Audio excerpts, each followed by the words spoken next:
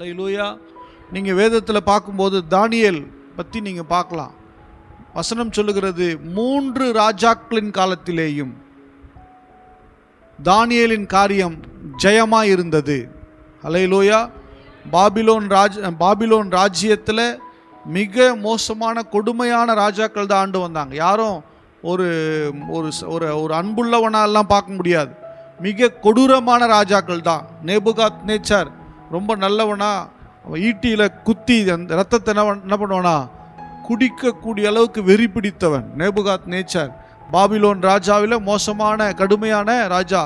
தரியு ராஜா ஆண்ட காலம், அர்த்தசாஸ்டா ராஜா ஆண்ட காலம். இந்த காலங்களில் தான் தானியேல் இருந்தார். அவருடைய காலங்களில் தானியேல் ஜெபிக்கிற மனிதனாக இருந்தார். நமக்கு அதுக்கு உதாரணத்தை பார்க்க முடியும். தானியேலுடைய படித்து பாருங்க, அவர் லைஃப் பாருங்களேன். அவர் ஜெபிக்கிறவராகத்தான் இருந்தார். இவருடைய வெற்றியினுடைய ரகசியத்தை அங்கே இருக்கிற சாஸ்திரிங்க பார்க்குறாங்க, அங்கே இருக்கிற அதிகாரிங்க பார்க்குறாங்க. தானியேல் தேசத்தில் ஒரு அடிமையாக வந்தான். இந்த சின்ன பையன் இங்கே வந்து 16 வயசில் இங்கே உள்ளே வரும்போது ஒரு அடிமையாக வந்தான். ஆனால் இவன் வருஷம் ஏற ஏற இவன் மட்டும் உயர்ந்துக்கிட்டே போகிறான். காரணம் என்னன்னு கவனிக்கிறாங்க. கவனிக்கும்போது தினந்தோறும் 3 வேளை ஜெபிக்கிறவனாக இருந்தான். இதை பார்த்து அவங்க தானியேலை இந்த தேசத்திலேருந்து அகற்றணும், இல்லை அவனை ஒன்றும் இல்லாமல் ஆக்கணும்னா இவனை ஜெபிக்க விடாமல் தடை பண்ணணும்.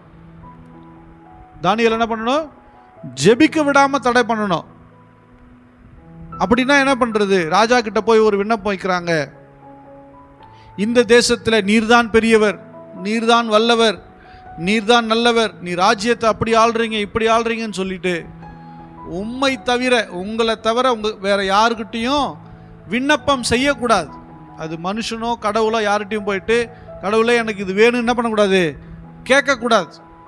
அப்படி கேட்டால் சிங்க கபியில் போடணும்னு சொல்லி ஒரு பத்திரத்தை ரெடி பண்ணி ராஜா கிட்ட போய் சொல்லும்போது ராஜா அவர் என்ன பண்ணிட்டாரு, அவ்வளோ தூக்கி பேசி சொன்ன உடனே சரிப்பா என்கிட்ட தானே இவ்வளோ தானே, இது என்ன ஒரு பெரிய விஷயமா அப்படின்னு சொல்லி முத்திரை போட்டு பத்திரம் ரெடியானது. அவரை தவிர வேற யாரிடத்துல போய் விண்ணப்பம் பண்ணாலும் சிங்க கபியில் போடணும். வைக்கும்போது ராஜாவுக்கு இது பெரிய விஷயமா தெரியல. ஆனால் தானியேலுக்கு இந்த காரியம் அறிவிக்கப்பட்டது. இப்படி ஒரு சட்டம் வந்திருக்குப்பா, யாருக்கிட்டையும் போய் என்ன பண்ணக்கூடாது, விண்ணப்பம் பண்ணக்கூடாது, யாருக்கிட்டையும் போய் என்ன பண்ணக்கூடாது, கேட்கக்கூடாது. கடவுளே ஆனாலும் என்ன பண்ணக்கூடாது, கேட்கக்கூடாது அப்படின்னு சொன்னதை கேள்விப்பட்ட போதிலும் அவன் எப்போதும் போல தினந்தோறும் காலையில் ஜெபித்தான், மதியத்தில் ஜெபித்தான், மாலை நேரத்தில் ஜெபித்தான். அல்லேலூயா. இதை கரெக்டாக நோட் பண்ணி அங்கே இருக்கிற அவனுக்கு விரோதமாக இருக்கிற அந்த சத்துருக்கள் கரெக்டாக நோட் பண்ணி பாருங்கள், நீங்கள் இது மாதிரி கையெழுத்து போட்டிருக்கிறீங்க, இது மாதிரி இந்த பத்திரத்தில் என்ன பண்ணியிருக்கீங்க, முத்திரை போட்டிருக்கிறீங்க.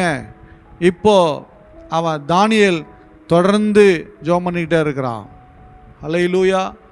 தானியேல் மேல் குற்றம் சுமத்தும்படி அவனுக்காக விரோதமாக இருந்தார்கள். ஏன்னா என் அன்பு தேவனுடைய பிள்ளையே, உன் வாழ்க்கையில் நீ வெற்றி அடைவது ஜெபத்தினால் என்பது சத்ருவுக்கு தெரியும். அல்லேலூயா, அல்லேலூயா. நீங்கள் ஜெயிக்கணும் அப்படின்னா உங்களுக்கு ஜெபம் அவசியமாக இருக்கிறது. நீங்கள் எவ்வளவு மோசமான வாழ்க்கையில் இருந்தாலும், எவ்வளவு தரித்திரமாக இருந்தாலும், எவ்வளவு கீழே நிலைமையில் இருந்தாலும் ஜெப வாழ்வு உங்களை மேன்மையாய் கொண்டு வரும். அல்லேலூயா. உங்களை ஒருபோதும் ஜெப வாழ்க்கை கீழே தள்ளிவிடாது. சில நேரங்களில் சில சோதனைகளை நீங்கள் ஃபேஸ் பண்ணுற மாதிரி இருக்கும். அந்த பிரச்சனை உங்களை மேற்கொள்ள முடியாது. அல்லேலூயா.